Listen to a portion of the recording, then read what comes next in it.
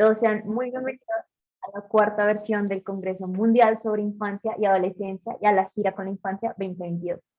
Como moderadores de este evento en el que se van a presentar las ponencias, estamos niños, niñas y adolescentes que conformamos un increíble y precioso proyecto que se llama CILEAD, Consejo Internacional de Líderes Infantiles y Adolescentes con Responsabilidad Social.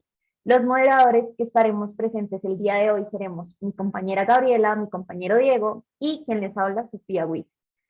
Las ponencias marco van a tener un tiempo estimado de 20 minutos, al igual que las participaciones de los grupos de niños y adolescentes. Así que es muy importante que tengamos muy en cuenta el tiempo. Bueno, a continuación iniciamos esta jornada con la ponencia marco. Le damos la palabra a Ruth Estela Chacón Pinilla, quien nos acompaña desde Colombia con la ponencia Sentido y significado de la participación infantil, el buen trato y la promoción de derechos en la escuela. Bienvenida, maestra Ruth, tienes la palabra. Bueno, muchísimas gracias, Sofía, Diego, Gabriela, que nos acompañan hoy como moderadores.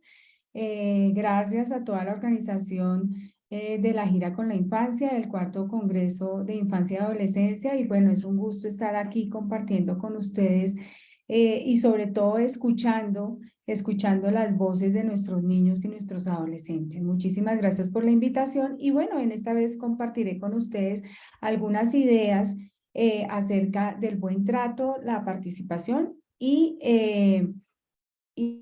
la promoción de derechos en la escuela, digamos, unas ideas que se han ido construyendo a través de lo que ha sido también el trabajo como maestra con la Secretaría de Educación de Bogotá y como formadora de formadores de futuros licenciados en educación infantil. Entonces me va a permitir compartir pantalla aquí y bueno, vamos a hablar un poco de estas ideas que se han ido dando en el transcurso de la experiencia. No sé, quiero que me digan porque aquí me parece que si se ve bien la presentación. Sí, profe. Perfecto. Entonces hoy vamos a dialogar o voy a dialogar con ustedes acerca del sentido y el significado de la participación infantil, el buen trato y la promoción de derechos en la escuela, reconociendo a la escuela como ese escenario por excelencia para que, digamos, estas tres aspectos sean, digamos, vida en la escuela. Voy a iniciar con una lectura del poeta colombiano de los niños, Jairo Aníbal Niño. Y es este poema, El caballo. ¿Qué tiene en el caballo? ¿Qué tiene en el bolsillo, perdón? ¿Qué tiene en el bolsillo? Un caballo. No es posible, niña tonta. Tengo un caballo que come hojas de menta y bebe café. Embustera. Tiene cero en conducta. Mi caballo canta y toca el armonio y baila boleros, bundes y reggae. Se volvió loca. Mi caballo galopa dentro del bolsillo de mi delantal y salta en el prado que brilla en la punta de mis zapatos de colegial. Eso es algo descabellado. Mi cabello es rojo, azul o violeta. Es naranja, blanco, verde y limón. Depende del paso del sol. Posee unos ojos color de melón y una cola larga que termina en flor.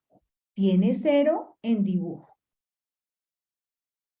Mi caballo me ha dado 1000 alegrías, 80 nubes, un caracol, un mapa, un barco, 3 marineros, 2 mariposas y una ilusión. Tiene cero en aritmética. Qué lástima y qué pena que usted no vea el caballo que tengo dentro de mi bolsillo. Y la niña sacó el caballo del bolsillo de su delantal, montó en él y se fue volando. Bueno, con este texto quiero iniciar porque creo que Jairo Aníbal Niño retrataba en este poema muy bien lo que es la acción de nuestros niños en las aulas y de nuestros adolescentes. Esa acción que pasa por la imaginación, por la fantasía, por la construcción de mundos posibles.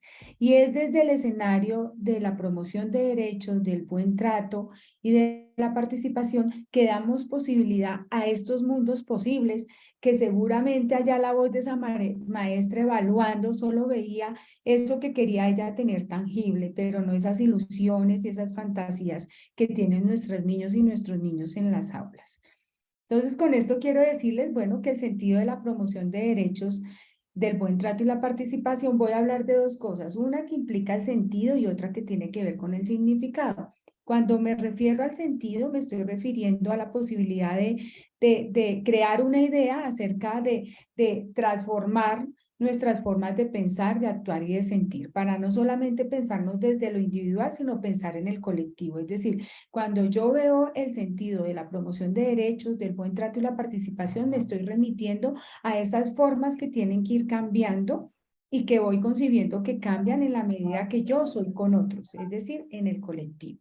Y el sentido que se tejen en las comunidades a partir de la construcción de experiencias de vida. Es decir, Oh, que se comparten, se fortalecen y se reflexionan reconociendo el bienestar de todos. Entonces aquí hablamos del bienestar de todos, es decir, de metas compartidas, cuando hablamos en el sentido, en el aspecto del sentido, de por qué se debe dar la promoción de derechos, la participación y el buen trato. Entonces eso nos implica un sentido que cambia las ideas y los imaginarios que tenemos de participación, las formas como las llevamos a cabo en la escuela, que más adelante iré hablando de ellas, y las formas en que sentimos que participamos, porque muchas veces ese sentimiento está ligado a la no participación y es porque otros deciden por nosotros. Bien.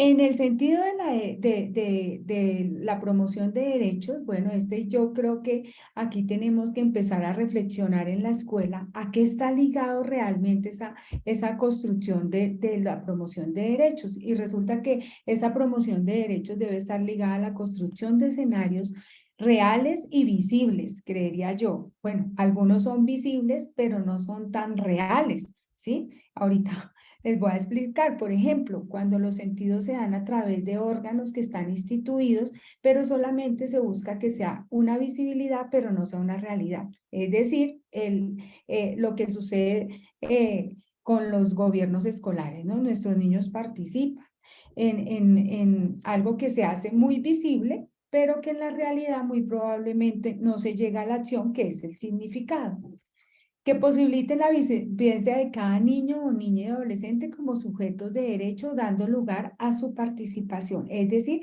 que realmente escenarios reales y visibles donde nuestros niños sientan que tienen voz, que su fantasía, su creación y su construcción puede darse allí y tiene lugar allí.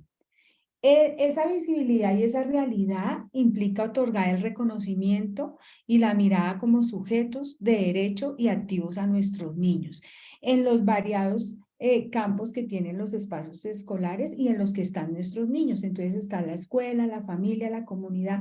Es decir, cómo ese lugar de derechos, de promoción de derechos, es una realidad en muchos escenarios en los que interactúan nuestros niños y nuestros adolescentes. Y no solamente son propios de la escuela. Muchas veces hay acciones de las casas que inclusive uno no ve visible ni real la participación de los niños en sus casas, porque siempre está la idea adulta, que es la que rige esa participación de nuestros niños, ¿cierto? Eso con el tiempo ha ido cambiando, pero muchas veces es tú opinas, pero nosotros decidimos. Entonces tendríamos que implicarnos ahí. Entonces, ¿cómo es esa participación cuando tú solo opinas, pero otros son los que deciden? Igualmente pensar en ser sujeto de derechos, que no implica únicamente que soy sujeto de derechos cuando me encuentro en una situación vulnerable, sino que soy sujeto de derechos también en muchas acciones de la escuela, en muchas situaciones y experiencias de la escuela. No solamente cuando se me están vulnerando mis derechos es que soy sujeto realmente de derechos. Eso es una idea que nos toca ir cambiando en la escuela. Y pues reconociendo que la escuela es garante y promotora de los derechos de los niños y en ese sentido pues se van tejiendo muchas acciones dentro de la escuela para buscar la equidad de los mismos en ambientes de inclusión y de reconocimiento a la diversidad. Hay una cita que es muy hermosa que encontraba en la literatura y es de Melich.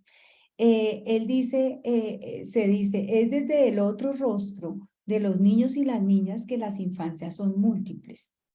El rostro se construye con los oídos del alma. No es solo la forma de aparición del otro antes de que sea mirado, es conocerlo, sentirlo y vivirlo, como una experiencia sensible, única que nos permita actuar políticamente desde una ética de la compasión, es decirnos, es decir, ponernos a la altura del sufrimiento del otro. Con esto nos invita es que no solamente la infancia está allí presente porque asista, sino que tenemos que realmente reconocerla y ver ese rostro de nuestra infancia y nuestra adolescencia. Es decir, conocerlos, saber qué piensan, qué quieren, qué sienten, cómo están pensando la situación ahora, cómo vivieron la pandemia. Varias ponencias en el Congreso nos han hablado de esa situación de pandemia y cómo la escuela y las familias se unieron para transitar esa ocasión, pero es necesario reconocerlas. ¿Qué pasó con ellas en las pandemias? Y cuando las reconocemos es desde sus sentires y desde sus saberes, es decir, desde la escucha activa, que es otra idea que iremos mirando allí.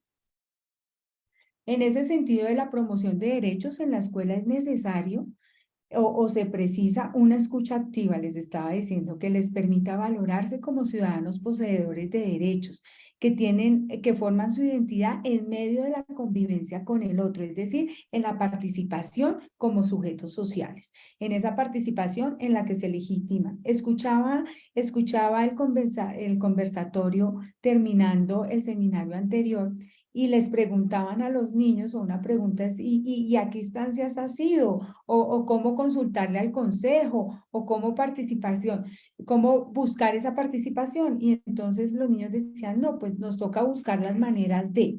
Y es eso, es invitar, es desde la escuela crear esos escenarios donde los niños busquen las posibilidades de acceder a otras instancias, de saber que tienen un lugar en otras instancias y que pueden ser escuchados. Muchos proyectos también a lo largo del mundo ya han escuchado a los niños y se han construido, digamos, esos escenarios educativos y de ciudad basados en él. Un ejemplo de estos es todo el proyecto de Reggio Emilia, todo el proyecto de Tonucci también, que la ciudad de los niños, y esto convoca a los maestros a cosas bien importantes. Primero, que el maestro tiene una gran responsabilidad y compromiso en propiciar, implementar y desarrollar en el marco de los principios que fundamentan el ejercicio de los derechos humanos, no tan solo como un contenido curricular.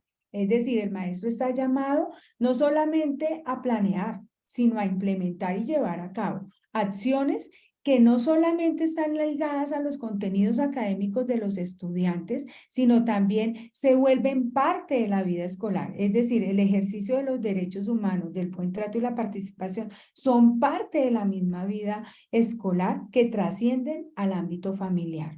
Es decir, que no podemos contentarnos con que hayan unos proyectos definidos en los colegios o en las instituciones escolares y que nos insten a realizar esos proyectos, sino que tiene que ser, estos tres aspectos tienen que ser algo de la vida cotidiana de la institución, algo que se vive no solamente en las asignaturas, como muchas veces pasa de ciencias sociales o humanidades, sino que trasciende todo el currículo, es decir, que permea la vida escolar de nuestros estudiantes. Bien.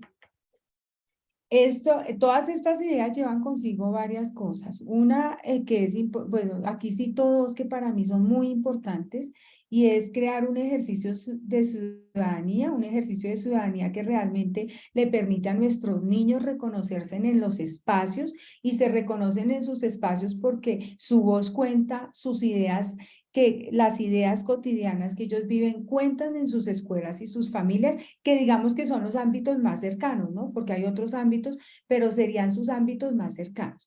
Y el buen trato, que hace parte del acto de amor, que es la educación, en palabras de nuestro maestro Freire, que él siempre nos invitó a que la educación sea un acto de amorosidad. Entonces, el buen trato está allí, la promoción de derechos está allí, al igual que la participación. Voy a citar aquí una frase que en una invitación que me hacían el año pasado para un libro en honor al maestro Paulo Freire, yo le escribí acerca de eso que él nos deja como mensaje en este ámbito de reconocer el buen trato en la educación y el acto de amor que se hace dentro del ámbito educativo. Entonces yo escribía esto: gracias maestro Freire, porque su generosidad en todo su esplendor se manifiesta esta, porque en cada reflexión nos advierte la necesidad de cultivar cualidades como la humildad, la valentía, la tolerancia, la capacidad de decidir, la seguridad, la ética y la justicia, la tensión entre la paciencia y la impaciencia, la competencia, la parsimonia verbal, la amorosidad como forma de una contribución genuina y real a una escuela con esperanza y con alegría. Desde la idea del dar con amor nuestro afecto a los chicos, pero también nuestro saber, nuestros conocimientos, nuestra conexión con sus familias y sus contextos, que hagan de la escuela un lugar seguro, en donde se tejen ambientes familiares y escolares saludables, porque el buen trato es una premisa sin restricción. Es decir, no podemos decir que es que restringimos el buen trato, no, el buen trato es algo que tiene que estar en lo cotidiano con nuestros estudiantes y con sus contextos. Bien, y el sentido de la participación, quiero hablarles del sentido de la participación en la escuela y pues reconocer a la escuela como un lugar por excelencia para todo este trabajo de la participación infantil, una participación genuina de ciudadanía, no una participación dada por algunos momentos que se dan en los colegios a través de elecciones de gobiernos escolares, pero que se quedan ahí en stand-by, sino es una participación que hace parte del cotidiano, de lo que se vive del día a día, de ese colectivo que se forja en las instituciones escolares, del aprendizaje de los derechos y de las capacidades que tienen nuestros estudiantes, que contribuyen a la configuración de comunidades en donde se participa con la voz de nuestros niños y niñas, desde reconociéndolos como gestores de cambio que proponen y gestan ideas, que formulan proyectos y que convocan a sus contextos escolares. Es decir, es el lugar de la escuela donde los niños se sienten partícipes porque ellos pueden promover los cambios que requieren y que necesitan.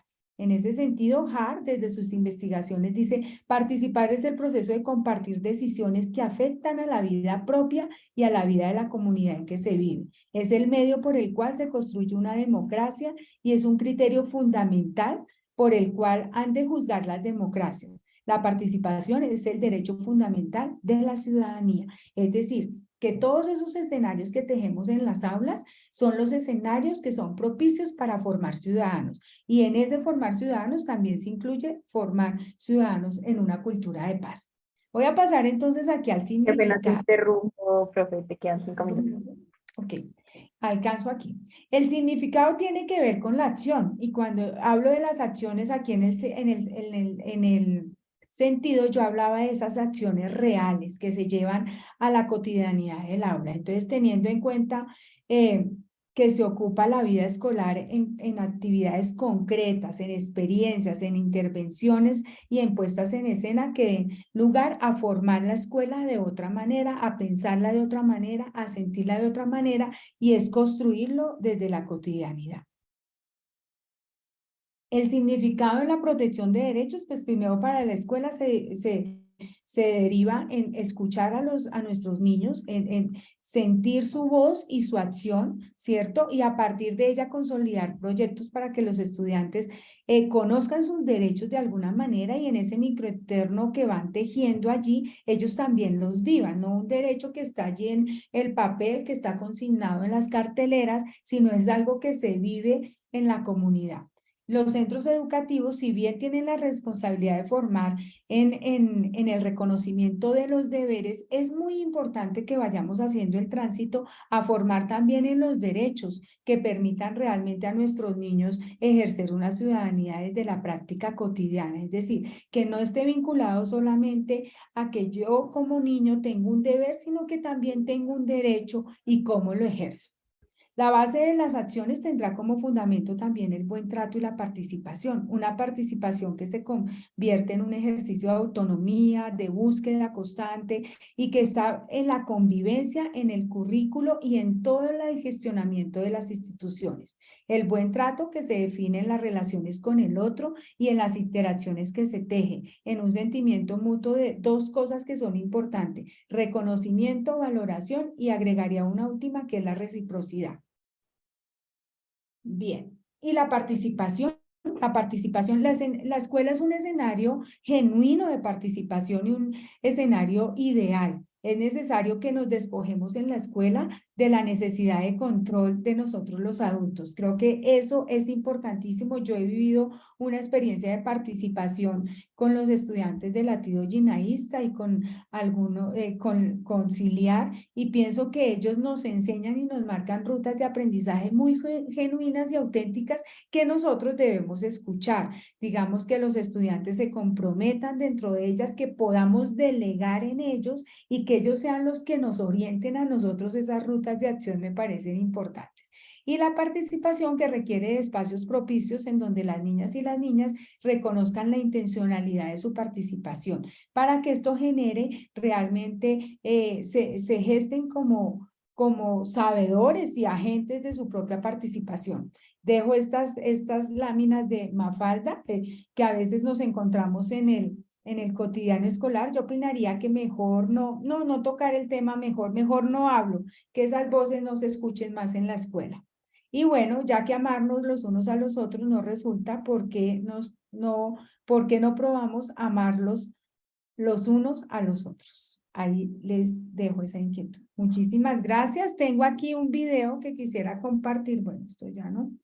Un video que quisiera compartir en honor a los niños que han acompañado mi proceso de crecimiento en todo esto. Perdónenme un segundo porque creo que aquí tengo problemas con el internet, pero si me dan. ¿Alcanzamos, Sofi? Porque no quiero... Sí, profe, te queda 1 minuto 30. No, el video dura 3 minutos y me los conceden, y si no paro aquí tranquilos, porque sé que el video está con la gira y no quiero trastocar el tiempo, los tiempos que ustedes tienen. Si alcanzamos en el conversatorio lo podrá presentar. Pero por ahora, pues gracias, y bueno, que estas ideas del buen trato, la participación y los derechos, la promoción de derechos quede con ustedes. Gracias. Bueno, muchas gracias por tu presencia, maestra Ruth. Nos encantó tenerte aquí, estamos muy agradecidos contigo y con tu presentación. Les cedo la palabra a mi compañero Dieguito. Dieguito. Pues feliz día, le damos la bienvenida a los niños, niñas y adolescentes participantes de la gira con la infancia 2022. Iniciaremos con el equipo Red de Organizaciones por la Defensa de los Derechos de la Niñez y Adolescencia de Ecuador. Tienen 20 minutos.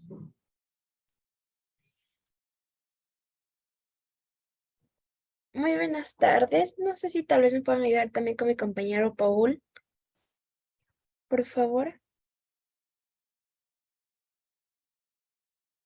Él está como participante, no sé si le podamos dar el permiso para Sí, que entre como panelista. lo acabamos de invitar, tiene que aceptar la invitación.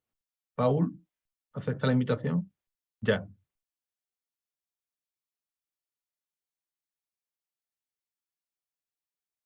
Ya están los dos.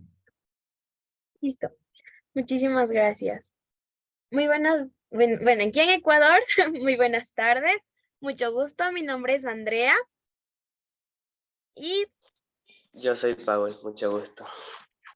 somos representantes de la Red de Organizaciones por la Defensa de los Derechos de la Niñez y Adolescencia. Voy a presentar unas diapositivas.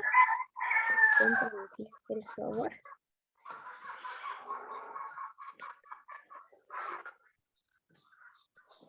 Listo. No sé si me pueden confirmar si pueden ver mi pantalla. Sí, la podemos ver. Listo.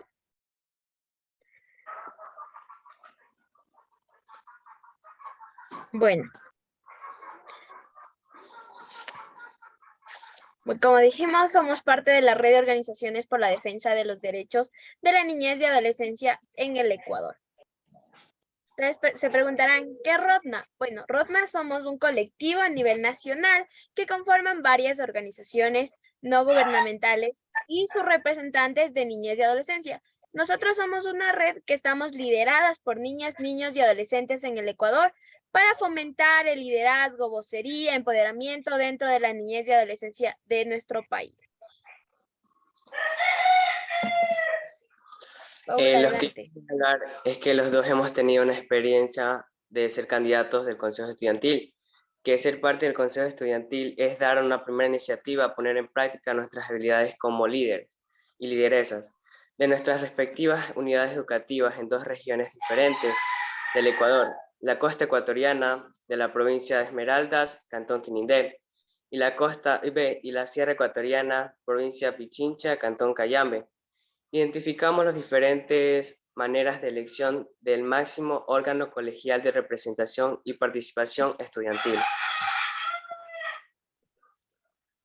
¿Qué es un consejo estudiantil dentro del Ecuador? Y como el ponente anterior había comentado, nosotros que tenemos ese derecho a participar dentro de las decisiones de la unidad educativa que se toman. Es por ello que para nosotros es la manera de poder ejercer el derecho a participación. Son los portavoces principales y fundamentales para que nosotros tengamos el derecho y se escuchen las necesidades básicas que tenemos. Y aparte de eso, canalizan una comunicación directa entre autoridades del plantel, docentes y el alumno. El Consejo Estudiantil está articulado y está legalmente aprobado mediante el acuerdo número Mineduc 2017-0060A, en el cual se plantea que es el máximo órgano colegiado de representación estudiantil que asegura y garantiza el continuo ejercicio de la participación democrática por parte de los estudiantes en la toma de decisiones institucionales. Rumbo a la participación en el colegio rumbo al consejo estudiantil. La experiencia de ser candidato nos permitió conformar grupos locales en niños, adolescentes, quienes éramos los que conformamos una lista, donde elaboramos propuestas para presentar como un plan de trabajo para nuestra candidatura en la institución, lo que vamos a exponerles a continuación. Bueno.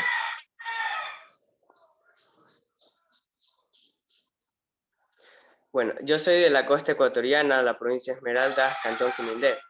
Les voy a hablar sobre mi motivación. Mi motivación para ser candidato a presidente del Consejo Estudiantil fue poner en práctica mis habilidades como líder. Conformé un grupo de 10 estudiantes representantes de la jornada vespertina y matutina de mi colegio, que nos permitió unir a los estudiantes de una forma didáctica y presentarnos como lista B, en donde nos integramos, empezamos a plantear nuestro plan de trabajo, para el cual hubo una lluvia de ideas.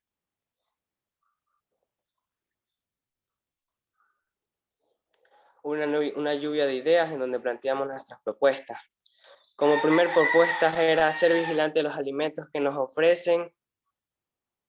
Ser vigilante de los alimentos que se nos ofrecen en la institución con el objetivo de salvaguardar la seguridad alimenticia, preveniendo cualquier tipo de infecciones por la alimentación. Ser vigilantes de los que nos brindan en la institución es una iniciativa de participación muy importante. Observar lo que preparan y señalar que hagan unos cambios necesarios en caso de que no estén realizados correctamente. Es algo que no ha estado todavía en nuestras manos hacerlo y creo que es un gran avance de participación. Propuesta número 2.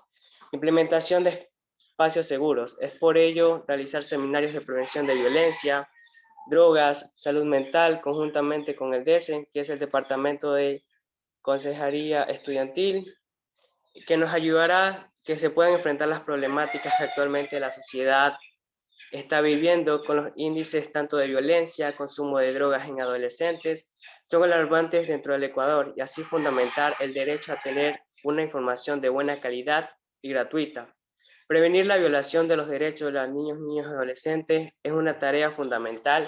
Involucrar a ellos mismos en este proceso que les da un protagonismo y asegura resultados en los propósitos que se persiguen. Propuesta número 3. Trabajar conjunto con las autoridades del plantel al arreglo de puertas, sistemas eléctricos, áreas verdes, para así dar una buena infraestructura de calidad, ya que es una necesidad básica de los niños y adolescentes. Por lo tanto, el trabajo entre estudiantes, autoridades, beneficiará tener una participación activa y trabajar conjuntamente entre autoridades y estudiantes para solucionar los problemas que cotidianamente se presentan. El funcionamiento de las instituciones educativas refuerzan el liderazgo de la participación de los niños, niñas y adolescentes al interior del sistema educativo y es otro avance a ser emulado. Muchas gracias. A continuación, compañera, les va a hablar sobre su experiencia. Bueno, Paul les comentó sobre la experiencia que él tuvo en la costa ecuatoriana. Pues ahora yo les voy a presentar la experiencia que yo tuve dentro de la sierra, la provincia de Pichincha, en el cantón Cayambe. La motivación principal que yo tuve al momento de participar en el acto democrático para ser elegida como presidenta del Consejo Estudiantil fue tener una participación más activa en las decisiones que se toman dentro de la institución, empoderar a los niños, niñas y adolescentes de la institución en sus derechos a través de diferentes actividades y habilidades con las que se pueden desarrollar. El primer paso fue fundamental, ya que incluso busqué a chicos, chicas empoderadas, líderes, lideresas, para así poder hacer un grupo que busque el porvenir de la institución y de los estudiantes también. En la institución no existían métodos que impulsen a los estudiantes al desarrollo de las actividades interdisciplinarias.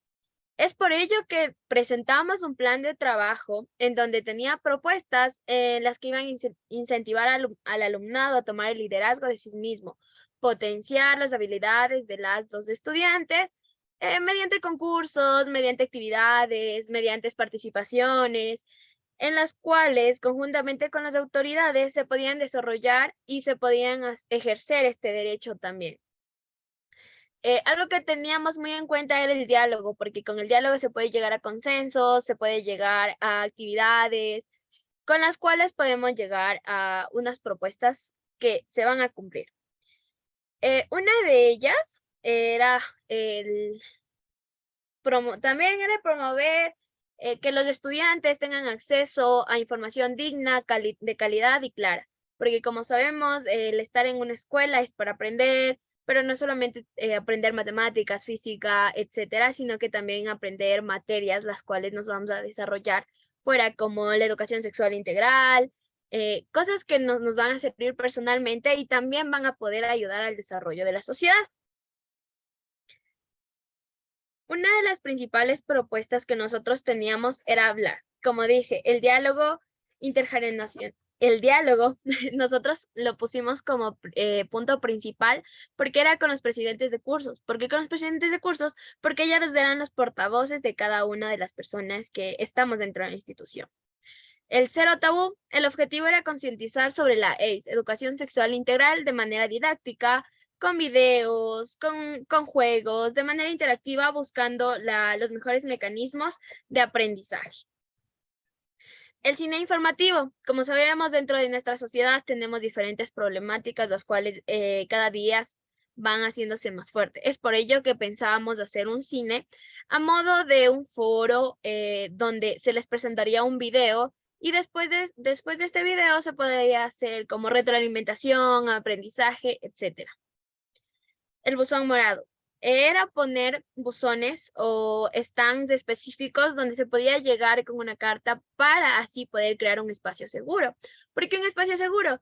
Porque dentro de estas tal vez se puedan recibir comentarios buenos, que tal vez alguien está sufriendo violencia sin que pueda avisar, etcétera, porque muchos tenemos el miedo del no poder avisar. Entonces era por esto que esta problemática era muy importante para poder solucionarlas en las mesas de diálogo. El 8 de marzo, como sabemos, del Día Internacional de la Mujer, en donde nosotros queríamos conmemorar, dar el verdadero significado de la lucha que se ha dado específicamente de igualdad de género, porque sabemos que la violencia todavía dentro de las instituciones existen y mucho más para las mujeres, por el hecho de tener falda, por el hecho se hace mucho más difícil el poder controlar esto.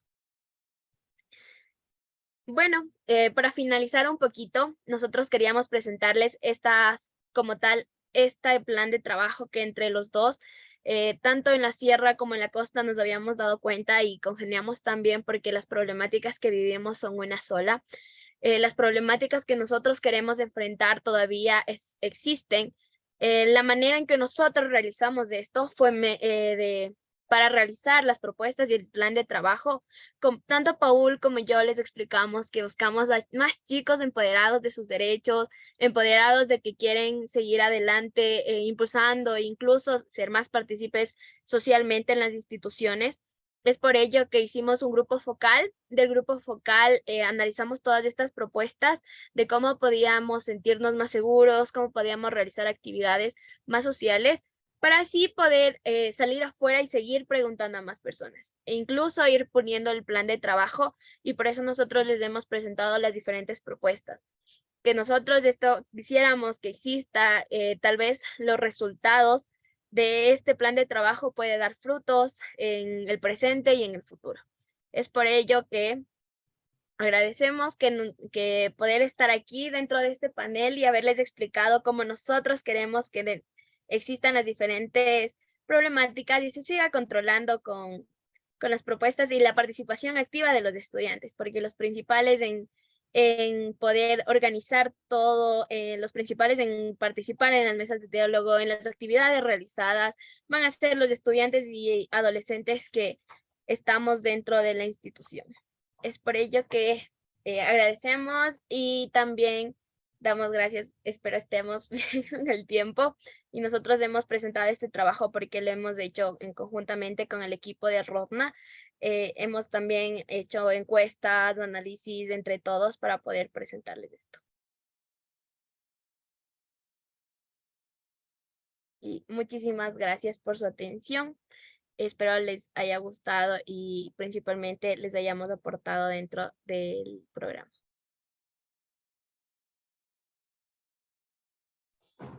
Pues bueno, muchas gracias por su participación y pues ahora le doy la palabra a mi compañera Sofía. Gracias, Dieguito, y gracias al equipo de Rodna, Andrea y a Paul por su ponencia. Nos encantó tenerlos aquí otro año más. Y bueno, ahora escucharemos las ponencias de los grupos de investigación y académicos que nos comparten sus experiencias y conocimientos. Recuerden que tienen 6 minutos para presentar la ponencia y vamos a iniciar con Educar en los derechos humanos de la adolescencia a través de la literatura, una propuesta didáctica para la educación secundaria obligatoria, presentado por Andrés Montaner Bueno de la Universidad de Murcia. Andrés, bienvenido. Buenas tardes, muchísimas gracias. Voy a ver si compartimos. Vamos a ver.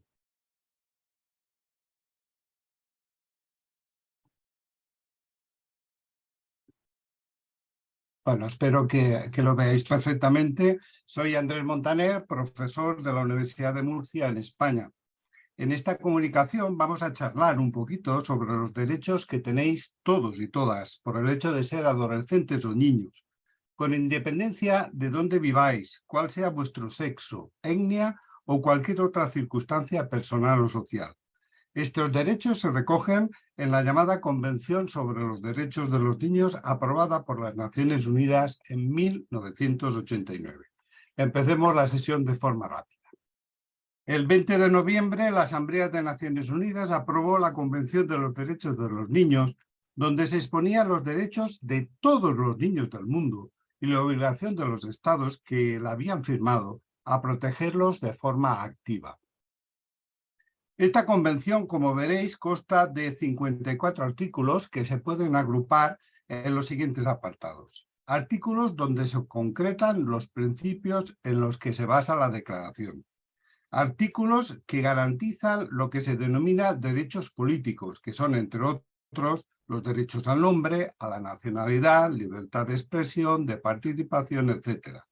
Artículos en los que se protege contra toda forma de explotación y violencia, como los malos tratos, explotación laboral y sexual, tortura, pena de muerte, etc. Artículos relacionados con las funciones de la familia, como el papel de los padres en la defensa de los derechos de los niños, separación y reunificación familiar. Y por último, artículos que protegen a las niñas que tienen especial vulnerabilidad, como son aquellas personas que sufren discapacidad, los que pertenecen a minorías étnicas perseguidas, los que vienen en países en conflictos armados. Fijaros, la Convención se basa en 4 principios fundamentales y esto es un poco lo que quiero que nos fijemos. El primer principio es el principio de interés superior al niño, que se recoge en el artículo 3.1 de la Convención, que se refiere a que todas las decisiones se deben tomar eligiendo aquellas en las que el niño sea más beneficiado. El segundo principio es el respeto a las opiniones del niño o el derecho que tiene el niño a la participación. Todos, los niños y niñas, Deben ser escuchados y tienen el derecho de participar en las decisiones que los afecten. El principio de no discriminación implica que los derechos deben ser aplicados a todos los niños sin excepción alguna. Y por último, y no menos importante, el principio de respeto a la vida, la supervivencia y el desarrollo.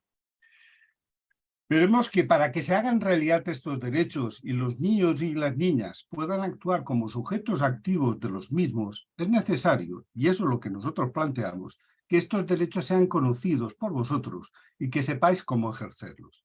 Para ello, nosotros proponemos la educación en derechos humanos, que se incluye 3 tipos de educación, como podéis ver en la pantalla. Educación sobre los derechos humanos, que nos permitirán dar a conocer estos principios y los mecanismos que los protegen. Educación por medio de los derechos humanos, que supone aprender y educar respetando esos derechos. Y por último, y no menos importante, educación para los derechos humanos, que significa educar para que las personas disfruten de estos derechos. Nuestra propuesta viene del hecho de que existen muchos métodos para llevar a cabo esta enseñanza de estos derechos, como puede ser lluvia de ideas, estudio de casos, etc. Entre todas ellas, nosotros utilizamos la lectura como medio para el conocimiento y la reflexión individual y grupal de estos temas. Para llevar a cabo esta tarea realizamos lo que se denominan tertulias dialógicas literarias, que consisten en la realización de actividades a partir de la lectura de obras literarias. Nosotros realizamos una propuesta en esta comunicación a partir del libro, como podéis ver, del libro que se denomina Palabras envenenadas, de Maite Carranza, que obtuvo el Premio Nacional de Literatura Juvenil en el año 2011. Y cuyo tema, como se puede observar, es el tema del abuso infantil. En él se describen las secuelas emocionales que el abuso sexual y psicológico ha provocado en Bárbara, la protagonista del libro, pero también la recuperación de la autoestima y la fuerza necesaria para salir de esta situación.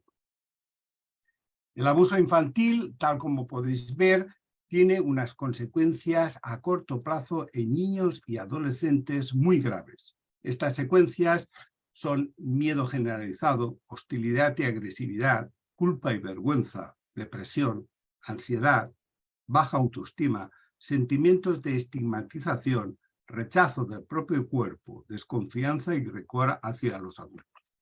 Nosotros planteamos una actividad que consiste en buscar en el libro 3 o 4 de estas secuencias, copiarlas, las citas literales y hacer un comentario entre todos vosotros. Otras actividades consisten en crear un vídeo en el que una víctima de abuso sexual le cuenta a otro, un psicólogo, un amigo, un familiar, y lo que le ha pasado y sus sentimientos. Otra actividad consiste en escribir un relato en el que una persona que ha sufrido abusos y malos tratos relata sus recuerdos y sus sentimientos.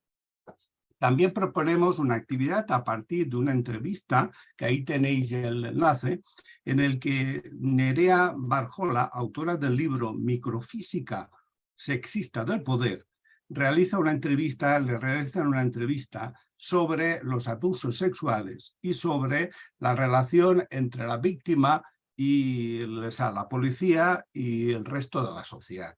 A partir de ahí, pues veréis que hay una serie de cuestiones que se tienen que responder, pues para profundizar en el tema del abuso sexual. Qué pena, Andrés, contigo. Te queda un minuto.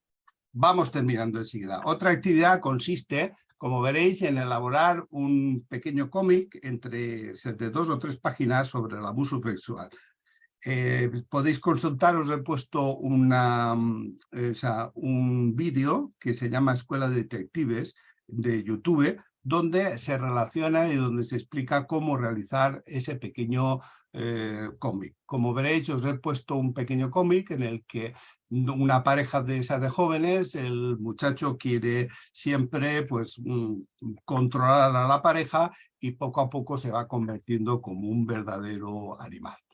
Por último, las conclusiones para terminar, pues varias son las conclusiones del estudio realizado. Primero que, importante, la Convención de los Niños considera a estos sujetos activos de los mismos. Por ello, Proclama el interés superior del niño y la obligación de escuchar al niño en todas aquellas decisiones que le afecten. Consideramos que solo se podrá alcanzar con plenitud esta titularidad activa de derechos si los niños llegan a conocer el contenido y cómo alcanzar estos derechos. Consideramos fundamental, por lo tanto, que la enseñanza de estos derechos en la escuela como la participación activa del alumnado. Y proponemos para ello realizar una enseñanza a través de la literatura utilizando una metodología basada en el encuentro y en el diálogo. Vale, pues para estar en el tiempo, pues nada. Muchísimas gracias por la atención que me habéis prestado. A ti muchísimas gracias, Andrés. Nada. Muy valiosa la exposición que nos compartes a todos los presentes y muchas gracias por tu participación en este congreso. Muchas gracias. Muy amable. Bueno, Dieguito, continúa, por favor. Gracias.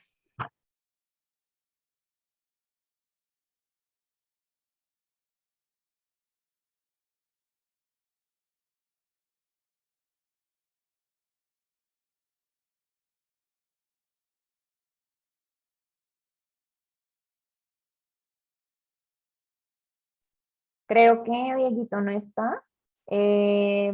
Presentó fallas. Sin embargo, bueno, seguimos con el proyecto Rodando por Sabadell, una experiencia de aprendizaje cooperativo presentado por Meritxell Arderiu Antonell de la Universidad de Barcelona. Recuerda que tienes 6 minutos y tienes la palabra. Vale, muy bien, muchas gracias. Pues no sé si se ve la presentación, voy a empezar. ¿De acuerdo? Perfecto. Sí, así mismo, ¿no? No hace falta que, bueno, hago presentación. Vale, bueno, este proyecto está basado en una propuesta para hacer con chicos de ciclos formativos de grado superior. Entonces, el objetivo principal era justamente diseñar una serie de unos circuitos, una ruta circular alrededor de una ciudad de Sabadell, que es una ciudad relativamente grande, industrial, al menos aquí en Cataluña, tiene 250.000 habitantes, y poderlo realizar a pie o en bicicleta. La propuesta estaba centrada en los alumnos para que pudieran desarrollar aprendizaje cooperativo. ¿De acuerdo? Ahora explicaré un poquito cómo estaban organizados por grupos. Un poco el logo era Piensa, cree, sueña y atrévete, porque básicamente también se trataba de que ellos fueran autónomos e independientes en este trabajo. Los objetivos operativos un poco que nos planteamos era escoger y trazar este itinerario, dividir el recorrido en los distintos tramos para que pudiera haber un trabajo cooperativo, pero a la vez que se pudiera trabajar de forma autónoma, reconocer los tramos, diseñar y dinamizar actividades físicas dentro de este circuito y elaborar el contenido en una página web que después se compartiría con todos los participantes y que de hecho está actualmente colgada en la web. ¿De acuerdo? Bueno, las bases curriculares, cualquier proyecto tiene que estar basado en el currículum que se plantea en cualquier tipo de enseñanza, es decir, que era un proyecto que escogía una serie de horas de distintos módulos formativos para que se pudiera trabajar de forma conjunta en este proyecto que se había creado, con lo cual cuando se repercutiera la nota o la valoración que se realizaba en cada uno en este proyecto se iba a imputar a cada uno de los módulos que tenían estos alumnos en su currículum. Por lo tanto, un esquema sería este, ¿no? El proyecto y todos los módulos que quedaban implicados a nivel de valoración para la superación, digamos, de cada uno de ellos. La propuesta metodológica, tal como he explicado, era una propuesta que pretende que el alumnado aprenda a trabajar a través del aprendizaje cooperativo. ¿De acuerdo?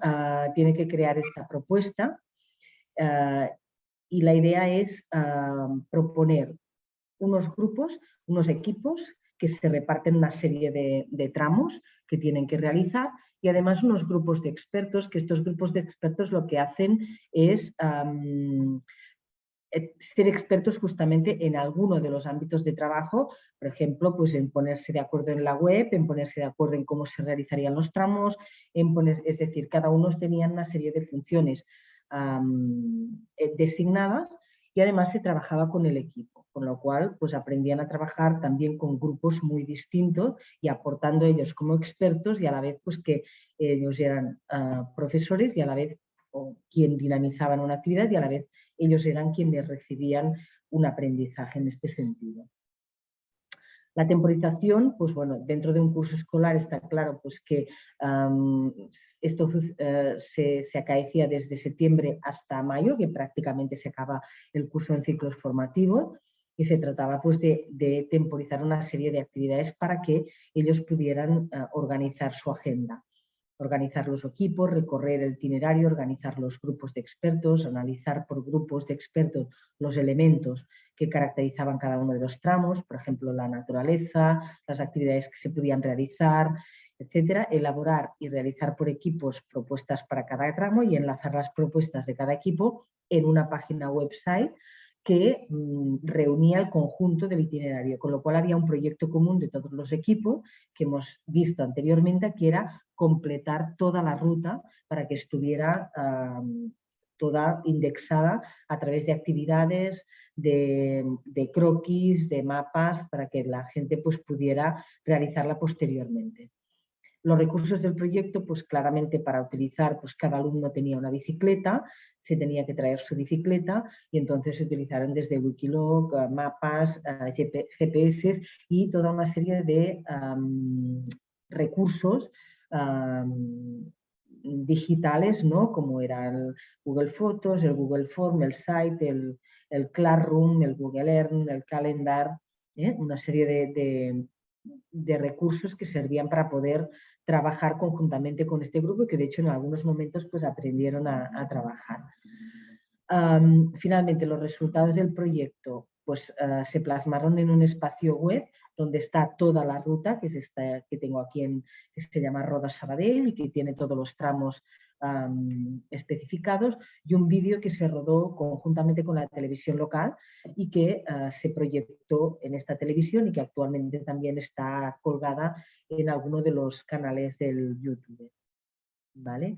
Finalmente, las conclusiones y el resultado. Bueno, lo más importante de las conclusiones es que realmente la propuesta, los alumnos se sienten partícipes de esta creación, de este producto, que además tiene una repercusión real porque se publica, porque hay una grabación real de estos, digamos, de estos resultados por parte pues, de un medio de comunicación.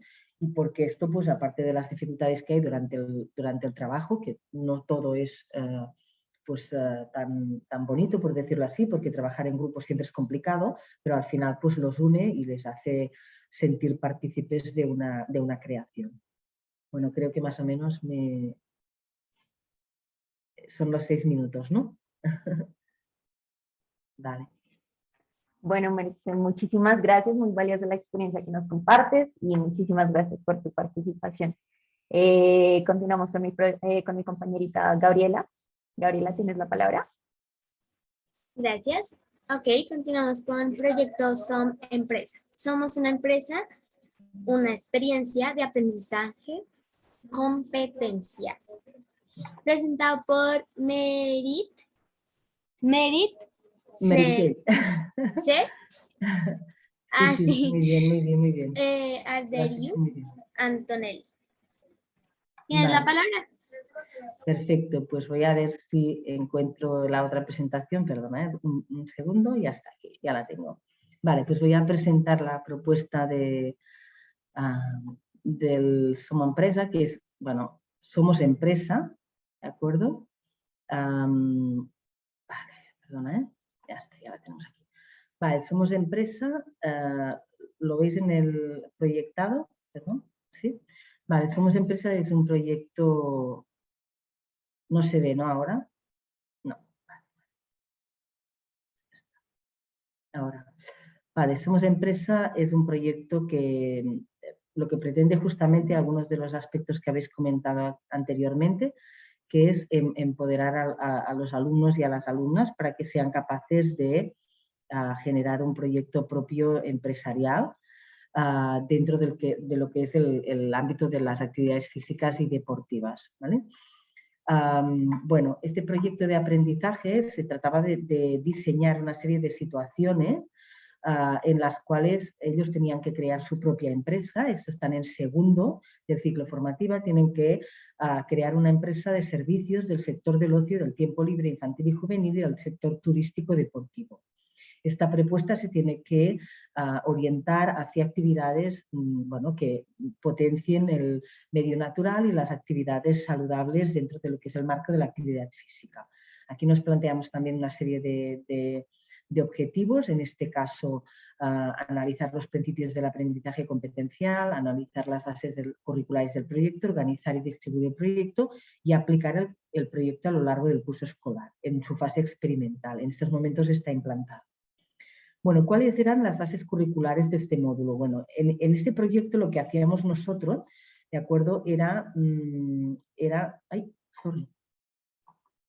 este proyecto lo que hacíamos nosotros era dividir el proyecto en varios proyectos. Uno se tenía que hacer una ruta por una zona de montaña, que en este caso se llama el Ripollès, otro era un concurso de turismo en BTT, tenían que presentar una propuesta para realizar una ruta en bicicleta con un grupo de unos 30 o 40 participantes, organizar un crédito de síntesis para los alumnos de la ESO, de la educación básica, tenían que proponer un programa para hacer natación a los alumnos de primero de ESO, que luego se ejecutaba. Todos estos proyectos se acababan ejecutando o se acaban ejecutando y nos vamos de colonias, organizaban unas colonias para todos los grupos de ciclos formativos. Bueno, si vamos viendo cada uno de los proyectos, al inicio, pues con esta ruta que se realizaba a pie, se creaba la empresa. Cada grupo se creaba su propia empresa, se elaboraba un dossier de empresa donde se ofrecían toda una serie de servicios, ¿de acuerdo? Y se tenía que coordinar y al final ejecutar esta ruta. En la parte del concurso de turismo de MBTT, que era quizá la más interesante por el formato, se trataba de diseñar una ruta en bicicleta que después quizás se ejecutaba o quizá no, porque lo que tenían que hacer es presentarlo a sus compañeros y entonces se votaba la ruta que más se quería hacer, es decir, la que les gustaba más a todos, con lo cual pues se hacía la ruta que se había votado, bueno, que era digamos, más votada. De esta forma, al final, pues se acababa haciendo conjuntamente la ruta que se había escogido y también eran 4 días de ruta en bicicleta. Aquí tenéis algunas de las fotos. Organizar un crédito de síntesis se coordinaba con una escuela de la localidad de Sabadell y se organizaba un crédito de síntesis en un entorno natural también dentro de lo que sería la zona de Sabadell y se organizaba un crédito de síntesis que incluía parte cultural, parte patrimonial y una parte de actividades físicas. Aquí tenéis, por ejemplo, en la foto un ejemplo de un frisbee golf, que se le llama, ¿de acuerdo? Aquí teníamos un programa de natación que se hacía para el propio centro. El propio centro tiene formación profesional y educación básica y se elaboraban sesiones de natación para los alumnos de primero de ESO. Perdóname, te interrumpo. Te queda un minuto. Vale, para los alumnos de primero de ESO. Gracias, Gabriela. Bueno, y después se hacía lo de las colonias, que nos íbamos todos a final de curso a las colonias. La temporización, que tampoco no tiene más, ¿vale? Bueno, este proyecto bueno, tuvimos un premio sobre el deporte y el ocio de las entidades deportivas. Nos presentamos a uno de los premios y ganamos este premio. Y bueno, finalmente también veis los recursos, pues también trabajando, siempre se aplicaban todos los recursos. Y al final, bueno, pues se construía el Google Site también para todos los alumnos y aquí el resultado claro era que se estaban ejecutando todas las actividades que se estaban programando por parte del propio grupo que lo había elaborado. Y con esto, pues muchas gracias por haberme dejado participar y muchas gracias a los moderadores también. Un placer. Muchas gracias a ti por aportarnos ese conocimiento tan grande. Le doy la palabra a mi compañera Sofía. Bueno, muchísimas gracias, Gabriela, y muchísimas gracias a ti, Merixel, de nuevo. Continuamos con experiencias y propuestas didácticas con TIC, una aproximación a la etapa de educación infantil, presentado por María Lumera Soler, de la Universidad de Murcia. Bienvenida, María. Buenas tardes.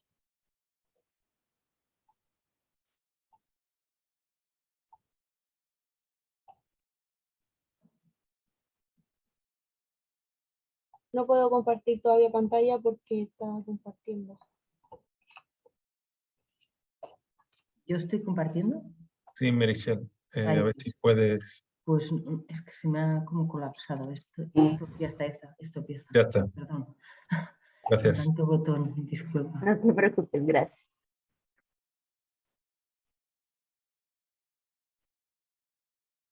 Ahora podéis ver la pantalla, ¿no?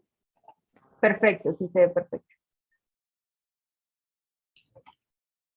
Vale, pues como bien ha comentado, el nombre es Experiencia y Propuestas Didácticas con TIC, una aproximación a la etapa de educación infantil. Las tecnologías están presentes en la enseñanza, en el campo educativo desde hace bastante tiempo y están como soporte y como un elemento imprescindible actualmente también en la etapa de educación infantil. A pesar de esto, esta etapa es una etapa olvidada dentro de la investigación sobre las mismas, por lo que en este trabajo se trata de una búsqueda de intervenciones y experiencias con TIC en educación infantil. El rol actual de las TIC dentro de la educación está determinado por la cambiante irrupción dentro de la sociedad actual, donde el alumnado de educación infantil también se incluye y las emplea a diario.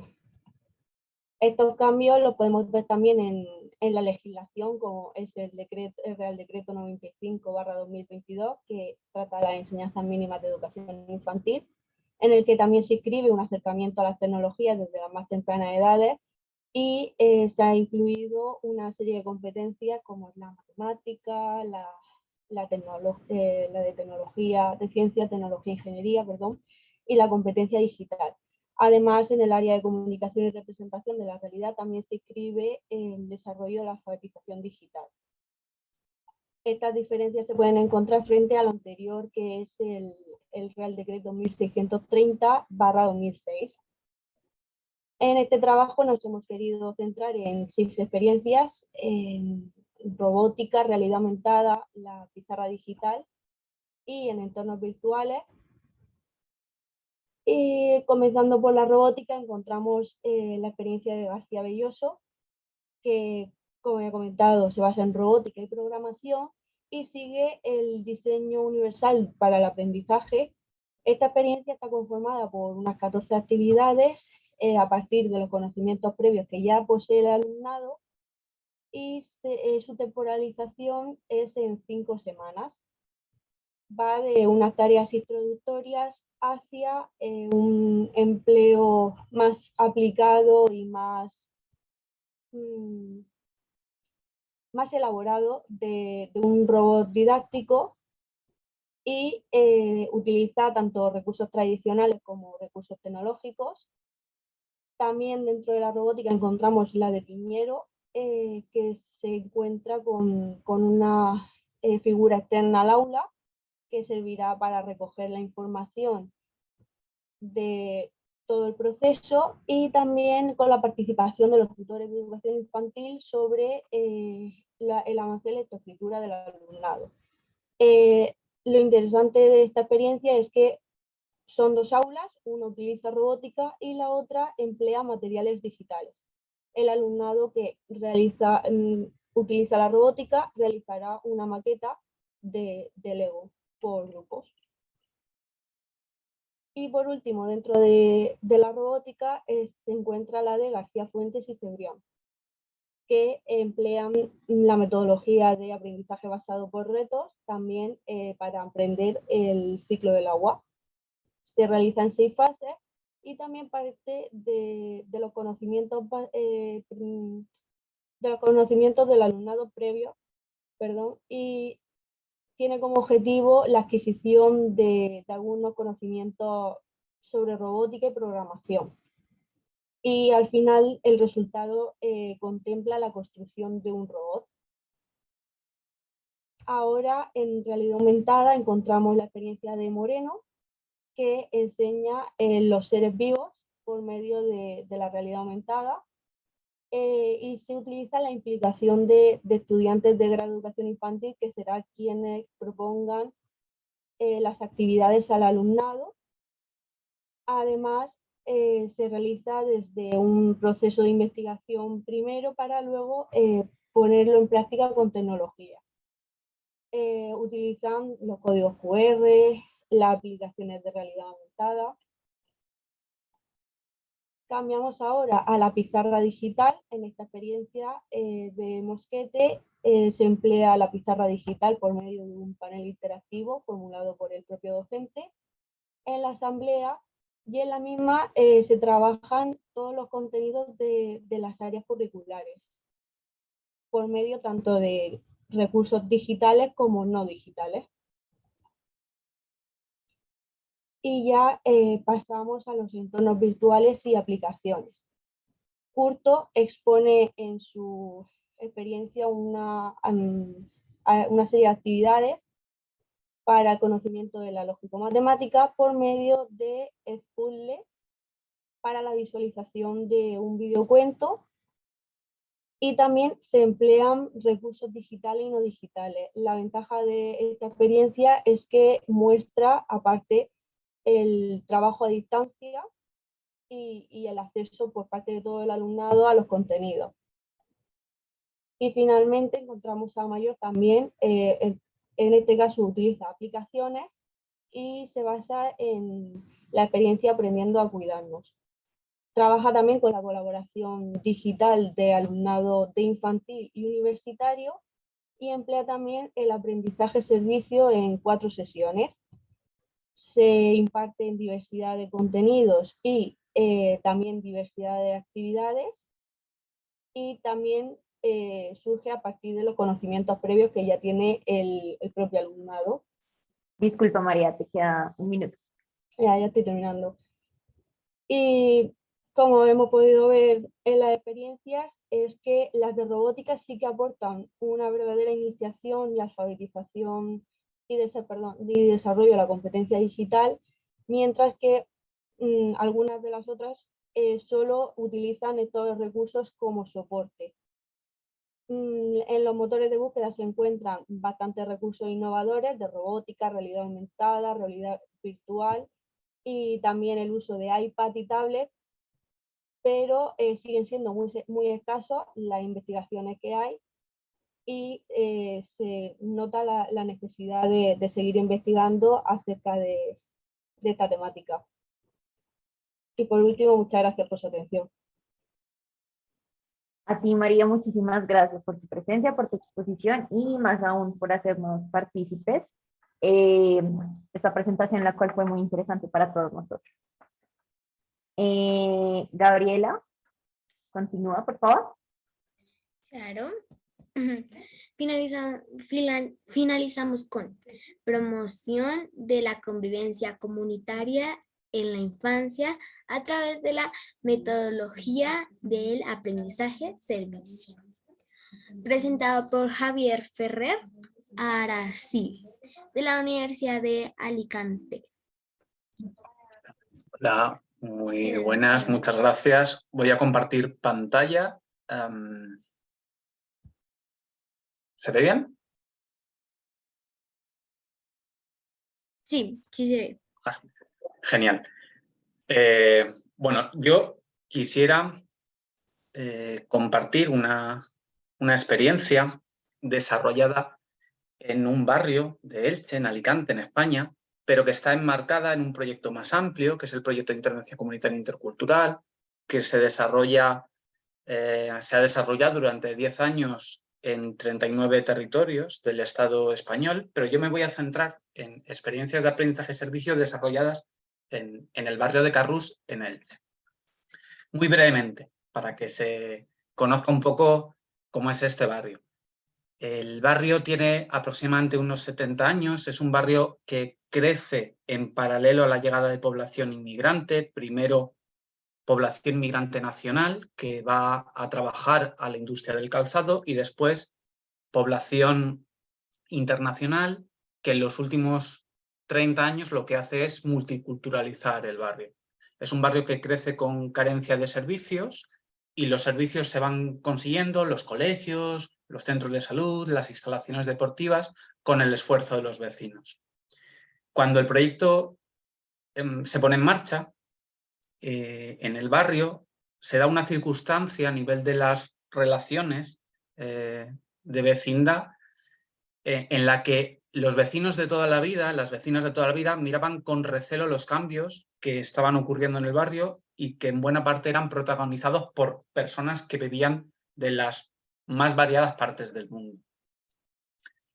En este contexto, esta investigación ha consistido en el análisis de 4 experiencias de aprendizaje y servicio. Lo hemos hecho a través, por un lado, de entrevistas, particularmente con profesores y profesoras y una persona vinculada al equipo comunitario que trabajó en el proyecto del barrio. Y por otro lado, el análisis documental de toda la documentación existente referida a estas 4 experiencias. Muy brevemente y para contar en qué consistían estas 4 experiencias. Una de ellas consistía en que niños y niñas fomentaban la adquisición de habilidades no solo lingüísticas, sino también habilidades sociales a través de contarle cuentos a niños y niñas más pequeños del barrio.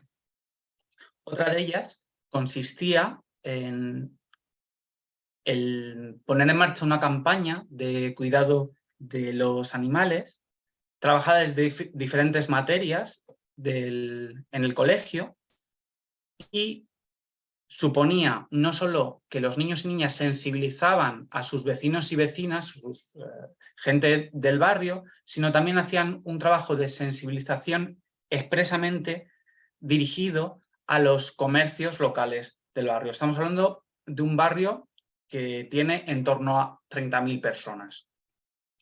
Por otro lado, la puesta en marcha de un huerto escolar en uno de los colegios del barrio. Esto se estuvo trabajando de la mano de un instituto, de un centro de enseñanza secundaria, con adolescentes, y juntos se vincularon a uno de los programas de intervención social que había en el barrio, de trabajo con personas sin hogar, para poner en marcha y cuidar uno de los huertos alojados en uno de los colegios del barrio. Y por último, la formación a niños en cuestiones relacionadas con la educación para la salud, la adquisición de hábitos saludables de vida, con el objetivo de que fuesen los propios niños y niñas quienes formasen a sus compañeros y compañeras, no solo en sus diferentes colegios, puesto que cada uno pertenecía a colegios diferentes del barrio. Estamos hablando de un barrio que ahora mismo tiene... Perdóname, te queda ¿Perdón? un minutito. Te queda un minuto.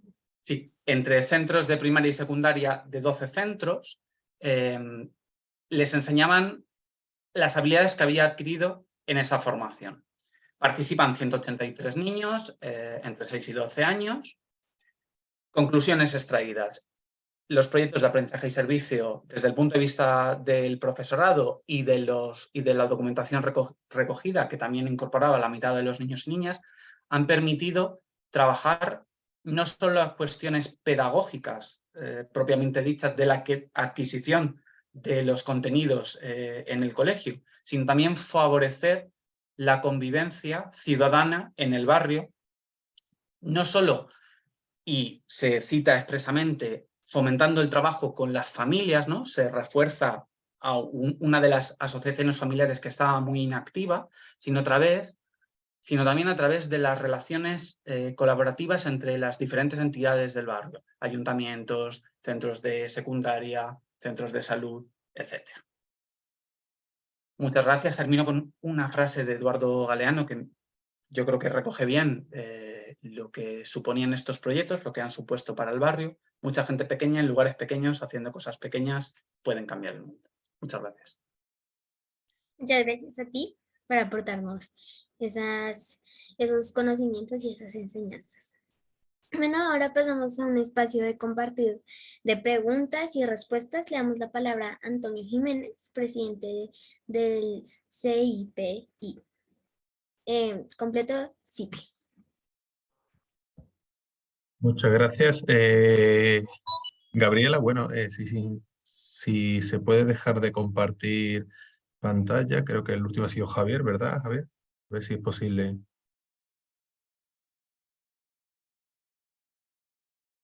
Que pueda cerrar la pantalla. ¿No? Bueno, pues nada. Cuando Javier pueda.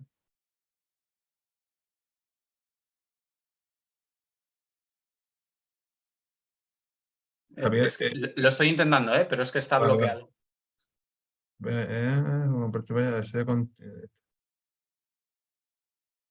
Vale, ahora, mira, ve ahora. A ver. Es que según me sale aquí es que no estoy compartiendo nada, ¿no? ¿Ah?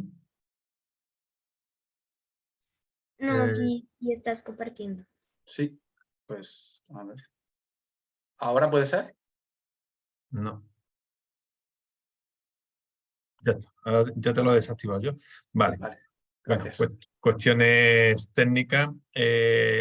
Bien, decíamos antes, a ver la vista de... Vale. Decíamos antes, bueno, decía, en primer lugar os quiero felicitar a todas y a todos, empezando por los chicos de Ciliar, como también los jóvenes de Ronna, el equipo de esta red de promoción de derechos de niños y adolescentes de Ecuador, y a todos los adultos, colegas académicos, profesionales que estéis participando en este 10º seminario. Ya casi mañana finalizamos este congreso, como bien sabéis. Por la diversidad de aportaciones y la riqueza que se está generando, y todos en una línea, pues la verdad que con la que nos identificamos mucho los que constituimos esta organización, porque es el trabajo que estamos haciendo en los últimos tiempos. Por lo tanto, sentir que hay otros colegas en otros lugares del mundo, mayoritariamente en este caso a nivel profesional en España, implementando prácticas similares a las que venimos, con las que venimos investigando y con las que venimos trabajando, pues la verdad que reconforta bastante. Como siempre, recojo una serie de inquietudes de los participantes a través de las redes sociales, y voy a empezar en el orden de exposición, para que al final de plantear estas cuestiones podáis darle respuestas, si sois tan amables, en el mismo orden, ¿de acuerdo? En cuanto a la ponente, Marco, a la maestra Ruth Estela, en primer lugar, felicitarte doblemente te felicita desde el público, te felicito yo personalmente, Ruth, porque nos sorprende una vez más con tu exposición tan cargada de muchas cosas, ¿no? Entre ellas de humanidad, de simbolismo, de amor, ¿no? Te piden antes de nada que compartas ese vídeo que tenías ahí. Bueno, como tenemos tiempo, yo creo que lo puedes compartir. Me ha llamado a mí personalmente, empiezo con una aportación mía y ahora continúo con otras. Algo que has hablado de ponerte a la altura del sufrimiento del otro, eso que se conoce como la compasión, ¿no? Y me ha llamado la atención porque hoy mismo he tenido una experiencia en la escuela de mi hija. Ya sabes tú, Ruth, que es comunidad de aprendizaje en la que participan los padres, y esta misma mañana a mi hija personalmente, esperando que su padre iba a la escuela y que le llevase el bocadillo de la media mañana, pues se me olvidó el bocadillo en casa. Entonces, claro, yo decía, bueno, no, voy ahora por te lo doy en el recreo. No, no, papá, en el recreo no, porque tenemos 10 minutos en clase. Y le dije, bueno, tendrás que esperar a llegar a casa para comer. Y de pronto llegó una chica por detrás con medio bocadillo. Y le dijo, toma. Y mi hija se sorprendió. ¿Me lo das? ¿No? Entonces, bueno, la verdad que esto es la compasión, ¿no? Este acto es la compasión, que va más allá de la empatía, ¿no? La empatía es el entender, ¿no? El ponerme en tu lugar, pero la compasión es el poder ayudar, ¿no? A llevar ese sufrimiento, a solventar ese sufrimiento, ¿no?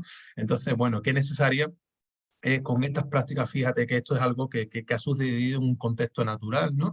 Pues qué necesario es replicar prácticas de este tipo, ¿no? Sobre todo en la escuela, que es de donde parte todo el desarrollo de la persona, ¿no? Y precisamente es una pregunta que te hago, ¿verdad, Ruth? ¿Qué se hace o qué se puede hacer en la escuela tú que trabajas, además de la universidad, en la escuela, bueno, realmente tu principal lugar de trabajo es la escuela, ¿no? ¿Qué se puede hacer en la escuela para replicar prácticas que, en la que se desarrolle la habilidad, porque al fin y al cabo es una habilidad de la compasión? Luego hablan sobre la educación en un acto de amor. Y la pregunta es, ¿cómo se puede enseñar esto en las facultades de educación? ¿Vale? Porque claro, si a los futuros maestros y maestras no les dejamos claro que la educación es un acto de amor, pues pueden llegar a las escuelas muy ilustrados, muy llenos de conocimiento, muy didactas, ¿no? Sabiendo aplicar perfectamente la didáctica como la disciplina que contribuye a los procesos de enseñanza-aprendizaje, todo esto que decimos en las facultades, ¿no? Pero algo tan importante como que la educación es un acto de amor no se la ha enseñado, ¿no? Entonces, pues vamos bastante mal, ¿no? Bien, pues luego si eres tan amable, Ruth, puedes contestar a estas dos preguntas. No te olvides, por favor, ponerle el vídeo, que también te lo piden. A Rosna, a Andrea y a Paul, felicidades. Os los felicitan por vuestra exposición y por todo lo que hay, ¿no? Por la forma y por el fondo, ¿no? Por todo lo que hay detrás de esa exposición, ¿no? O en esa exposición, ¿no? Y os preguntan, Andrea y Paul, ¿cuál es la mayor dificultad o dificultades encontradas en la implementación de vuestro plan de trabajo, ¿no? Que os había encontrado. Bien, Andrés Montaner, bueno, pues yo decía anteriormente que nos identificamos mucho. Precisamente, Andrés, estamos tratando de trabajar el buen trato, o mejor dicho, en este caso la participación. Trabajamos promoción de derechos, buen trato y participación en la escuela a través, por ejemplo, de una de las actividades que se llama historias de niños, ¿no? O cuentos de niños, que me ha recordado esto de la literatura, ¿no? No sé si estamos hablando de la redacción, ¿vale? De una redacción compartida entre varios niños, para que al fin y al cabo lo que se le pregunta es inventar una historia de cómo os gustaría que fuera vuestra escuela, vuestra ciudad, vuestro entorno, ¿no? Y los niños de manera colectiva, de manera cooperativa van describiendo, ¿no? No sé si hay alguna contribución que tú puedas hacer en este sentido, ¿no? Que pueda, porque hemos querido entender que se trabaja a través de textos literarios, ¿no? Se van leyendo textos, ¿no? Y después habrá evidentemente una puesta en común y demás, pero sobre esto de poder redactar, ¿se ha hecho algo, Andrés, que en ese sentido pueda ayudar? A Meritxell, felicitarle igualmente por sus dos proyectos, proyectos totalmente innovadores, emprendedores. La pregunta que te hacen es, ¿quiénes crean o quiénes diseñan los proyectos? Meritxell, perdón. ¿Es algo que diseñáis vosotros como adultos? ¿Es algo en lo que en el propio diseño participan los chicos? A María Lumera, ¿qué actividad dentro de la robótica tiene mayor éxito entre los alumnos de educación infantil? Esa es la pregunta que te hacen. Y a Javier Ferrer, igualmente te felicitan. Y quienes deciden, Javier, las actividades en las que participan los niños, niñas y adolescentes. Esto es un poco en la misma línea de Meritxell. ¿Es algo que vosotros, los adultos, decidís o también hay un proceso participativo real? Bueno, pues si sois tan amables, tiempo tenemos. Ya sabéis que no es necesario acotarlo si no lo deseáis, pero tenéis tiempo para que podáis extenderos lo que consideréis oportuno. Gracias. Si te parece, Ruth, empieza. Bien, gracias, Antonio. Mira que la situación que expones de tu hija en la escuela hoy es un bello escenario donde los niños dan cuenta de lo que son por naturaleza. Yo digo que los niños son por naturaleza muchas cosas que no sabemos, porque tú ves a dos niños probablemente organizando su juego y en su juego son empáticos, ponen sus reglas, ellos mismos saben cómo apropiarlas y los ves jugando muy tranquilos. A veces el adulto impone las reglas y esos juegos se transforman y cambian. Entonces mira, es reconocer en la actitud de la chica que se acerca a tu hija a darle su bocadillo, ese acto de amor que ella tiene y de compasión con tu hija, donde no solamente dice, oye, qué lástima que no lo hayas traído, te entiendo, sino que ella da de sí da de sí. Y creo que esos actos de compasión son de los que debemos que se llene la escuela, ¿sí? Y entonces, ¿cómo se llena la escuela de esos actos de bondación y de bondad y de compasión? Voy a decir algo que suena a frase muy repetida, pero que valga la pena la tenemos que repetir, y es el ejemplo. Cuando nosotros los maestros somos ejemplos de actos compasivos con nuestros estudiantes, con nuestros colegas, con nuestros directivos, es algo que está ahí. O sea, es algo que se vive y se encarna en la escuela cuando somos compasivos con nuestros estudiantes, cuando invitamos a esa compasión a nuestros estudiantes. Creo que esa frase, aunque suena el maestro es ejemplo, los padres son ejemplo, ¿sí? Y en todos los escenarios lo estamos escuchando, pero a veces necesitamos repetirlo para que no se nos quede en la frase, sino en la acción directa. Entonces yo creo que eso es importante. Importante también, digamos que en los momentos de reconocer, digamos, la escuela como ese lugar especial para que los niños no solo vean el ejemplo de sus padres, sino que de sus maestros y de sus padres allí, sino que también entre ellos sepan que hacen unas construcciones importantes a partir de la convivencia. Y eso significa tener nuevas concepciones de escuela, generar movimientos y giros importantes y rotundos en cómo se conciben las acciones propias de la escuela. Y entonces yo voy a decir un ejemplo.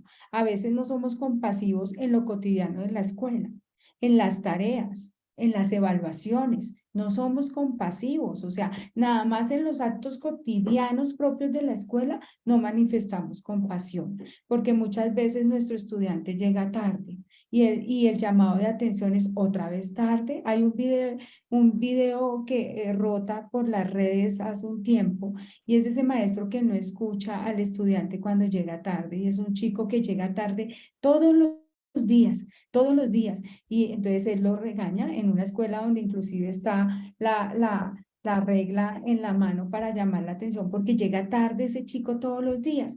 Y un día el maestro se cuestiona y pregunta por qué llega tarde mi estudiante todos los días, y resulta que en el video él hace un seguimiento y se da cuenta que su estudiante sale de su casa con su papá en silla de ruedas hasta que lo lleva al lugar donde el papá tiene que desplazarse y luego llega a su colegio, pero es que ha recorrido primero un sitio llevando a su papá en silla de ruedas para llevarlo, ahorita no recuerdo bien, al médico o a su trabajo, y luego él va a la escuela, ¿cierto? Pero antes de ese momento, pues ha sufrido muchos llamados de atención porque no nos importaba qué pasaba porque llegaba tarde, ¿cierto? O sea, no había una pregunta allí que me permitiera el diálogo y conocer a mi estudiante, sino que simplemente ha llegado tarde. Ese es como para acerca de la compasión. Creo que tenemos que hacer de la escuela ese espacio donde realmente la compasión, la empatía, la resiliencia, no solamente se nos queden los proyectos, sino que sean prácticas cotidianas de vida en la escuela, porque nos reconocemos como seres humanos primero, antes que académicos, antes que con unos desarrollos cognitivos. Eso por un lado. Cuando tú me decías el acto de amor para la formación de maestros, esa pregunta me hace recordar a algunas conversaciones con mis estudiantes, donde yo les digo, sí, la docencia es un acto de amor cargado de múltiples experiencias y situaciones, pero sobre todo hay que seguir contando en ese acto de amor esos ceros intangibles que se suman siempre a nuestra experiencia, Antonio. Y es que yo le digo a mis estudiantes, uno recibe un salario o un sueldo, no sé cómo lo denominan allá, una remuneración por ser docente. Pero hay unos ceros intangibles que se suman a esa cantidad que tú recibes cuando tú haces otras apuestas con tus estudiantes. Entonces son ceros intangibles, aquellos saludos, aquellas cartas, aquellos reconocimientos de las familias y de tus estudiantes, cuando te ven como ese maestro fuera de serie, cuando te ven como ese maestro humano, como ese maestro que nos diviertes, como ese maestro que nos ayudas, que siempre nos tienes en cuenta, que siempre tienes una voz de aliento. Esos son ceros intangibles que se suman suman al acto de la educación. Y porque yo les digo ceros intangibles, yo les digo, miren, hay algo que en el ser humano, la hormona, que la dopamina que se nos genera cuando estamos siendo felices. Y cuando un estudiante viene y hace un reconocimiento a tu labor, ¿cierto? Porque te dice, oye, profe, me encanta estar contigo porque siempre tienes una palabra amable conmigo, eso genera felicidad.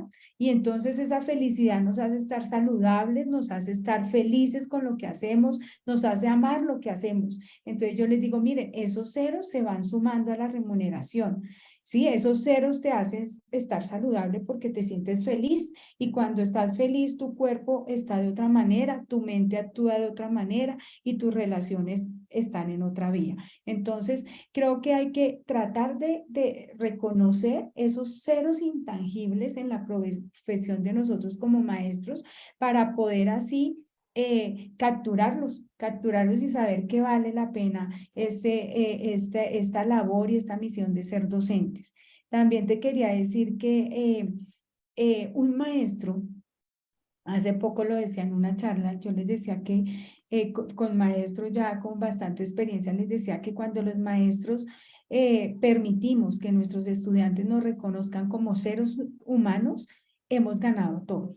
Cuando somos capaces de alejarnos de los egos por lo académico, cuando somos capaces de alejarnos de los egos por las publicaciones o el ranking de publicaciones que tengamos, cuando somos capaces de reconocer en nuestro estudiante ese ser humano y él nos reconoce, como seres que hemos vivido infancias, como seres que hemos vivido la adolescencia, como seres que hemos vivido qué es ser una familia, como seres que hemos vivido el dolor, la tristeza, la alegría, la muerte, ¿cierto? Las satisfacciones, los logros o los fracasos. Ese día que los estudiantes nos reconocen como seres humanos, creo que ganamos un campo muy privilegiado para estar en la docencia, para realmente formar en esos aspectos como la compasión, como la resiliencia, como la empatía.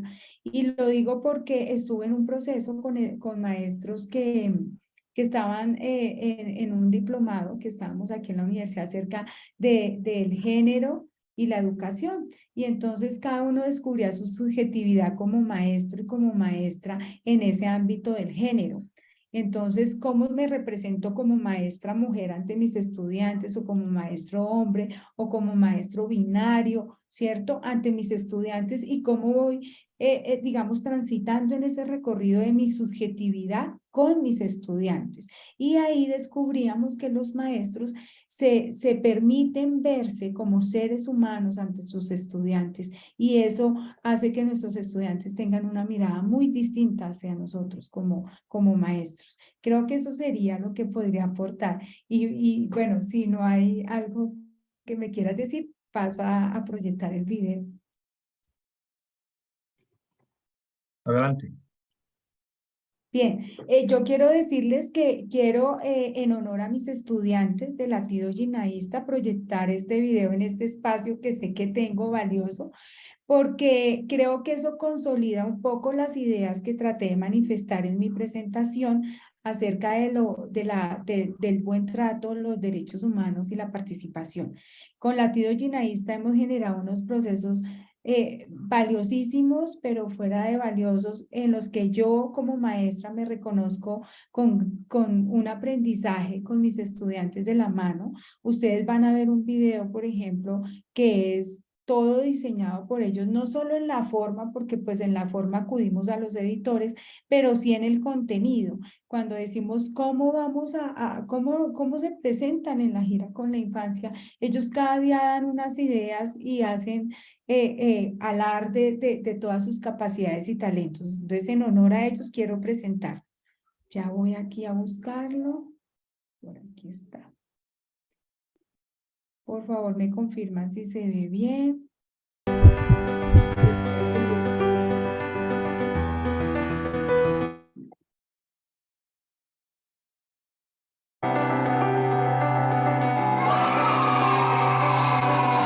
Vivo en un país que tiene una parte del río más largo del mundo y en una ciudad que es la capital mundial de la bicicleta.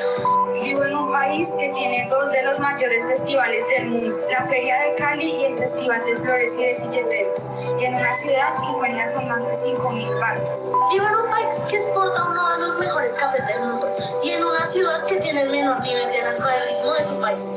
Vivo en un país que tiene el primer lugar de especies de colibríes en el mundo y en una ciudad que es una de las más artísticas y coloridas del mundo. Vivo en un país donde hay más de 5.000 cultivos de café y en una ciudad donde se toma tamal con chocolate y puchero. Vivo en un país único en Sudamérica que cuenta con hipopótamos y en una de las ciudades más pobladas de toda Sudamérica. Vivo en un país el cual cuenta con 4.000 especies en orquídeas y una ciudad la cual está ubicada a la costa occidental del río Funza. Vivo en un país que tiene varios parques nacionales y en una ciudad que tiene un río que lleva su nombre y tiene 380 kilómetros de largo. Vivo en un país que es el segundo en biodiversidad del planeta y en una ciudad que es la tercera capital más alta de Sudamérica con 2.640 metros sobre el nivel del mar, después de Quito y La Paz. Vivo en un país que se destaca en la actualidad por el ciclismo, el BMX, el voleibol y el fútbol femenino. Es una ciudad que se destaca por ser la sexta ciudad de América Latina con la mejor reputación y reconocimiento global como centro de negocios. Vivo en un país con mayor diversidad de aves y en una ciudad con la calle más estrecha de 20 centímetros ubicada en el centro de la ciudad. Vivo en un país bañado por dos océanos, Pacífico y Atlántico, y en una ciudad que tiene un gran número de humedales. Vivo en un país que tiene una de las ciudades territoriales más populares, Bogotá, y en una ciudad que tiene varias megabibliotecas y en el 2007 fue declarada Capital Mundial del Libro. Vivo en un país con 70 lenguas nativas y en una ciudad cuyo nombre viene de la palabra Bacatá, que significa campo de labranza y campo para sembrar, nombrada por las culturas indígenas Muisca y Chicha. Vivo en un país que cuenta con la montaña costera más alta del mundo, Sierra Nevada de Santa Marta, en la ciudad que cuenta con un restaurante antiguo fundado en el 1816 llamado Puerta Falsa, que sigue prestando su servicio. Vivo en un país que baila salsa caleña, nombrada como Patrimonio Cultural Inmaterial, en la ciudad nombrada como Sucursal del Cielo. Y vivo en una ciudad que en el año 1974 hubo una edificación en la cual no se podía construir la calle 19 y fue una hazaña de la ingeniería y pesaba 7.000 toneladas, tenía 6 pisos de alto y por lo menos lo midieron 9 metros. Somos Colombia, Bogotá, la Río Sinaísta y participamos en la Liga con la Infancia 2022, porque podemos ser la voz de los niños del mundo para ejercer nuestros derechos y expresarnos sin miedo, porque podemos y debemos dar nuestras ideas y diferentes puntos de vista para construir mejores países.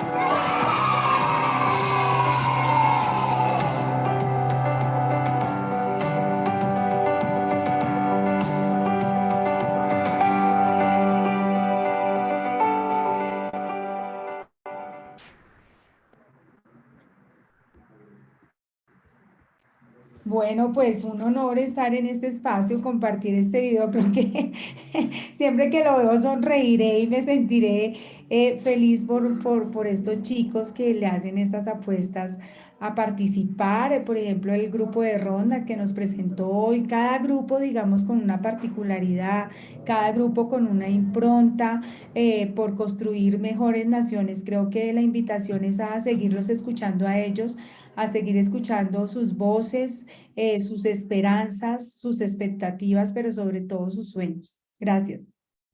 Muchas gracias a ti, Ruth, por compartir todo, incluido este hermoso video. Andrea, de Reuna.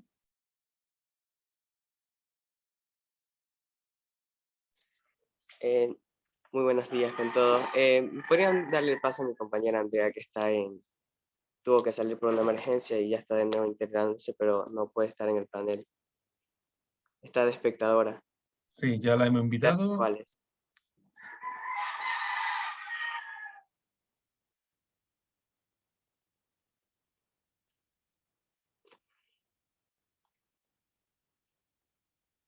Listo. Disculpen, tuve que salir por una emergencia. Bueno, según, ¿Se escucha bajito? puedes... ¿Se me escucha? Un poquito. Sí, se te Ahí escucha tal vez. perfectamente. Ya, listo.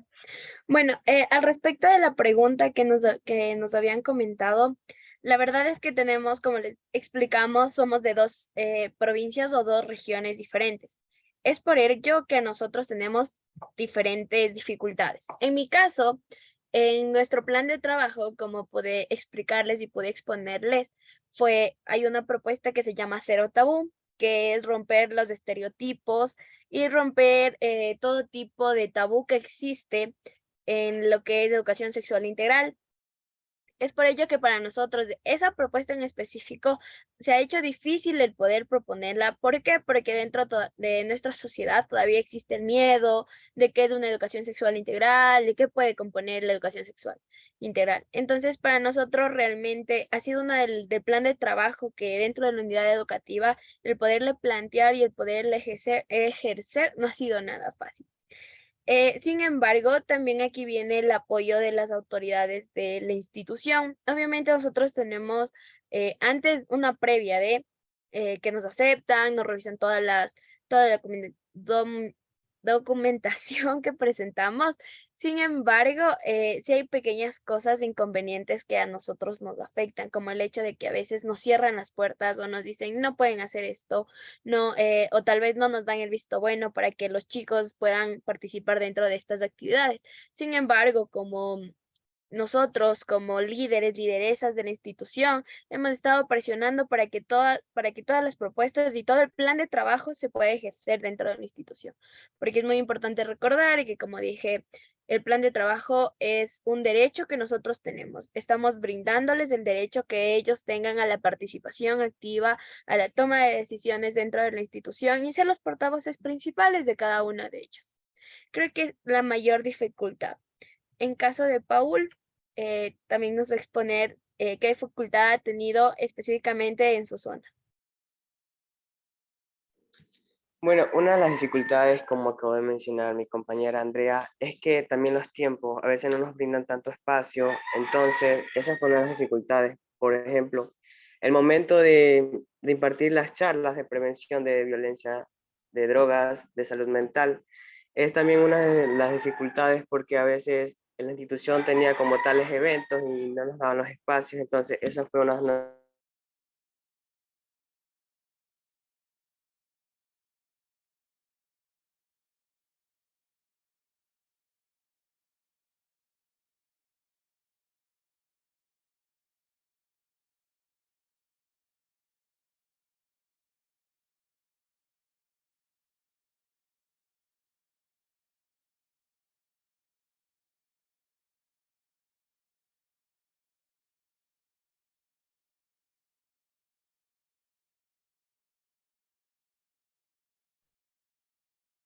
decidiendo de las decidiendo estos proyectos, pero también es cierto que el profesor está ahí para a veces entrar, es decir, si queremos no podemos hacer quizá el más emblemático sería el que os he comentado de que ellos acaban decidiendo, porque nosotros no decimos como profesorado cuál es el proyecto que se va a llevar a cabo, sino que ellos entre comillas, lo tienen que ganar, lo tienen que mostrar al resto y explicar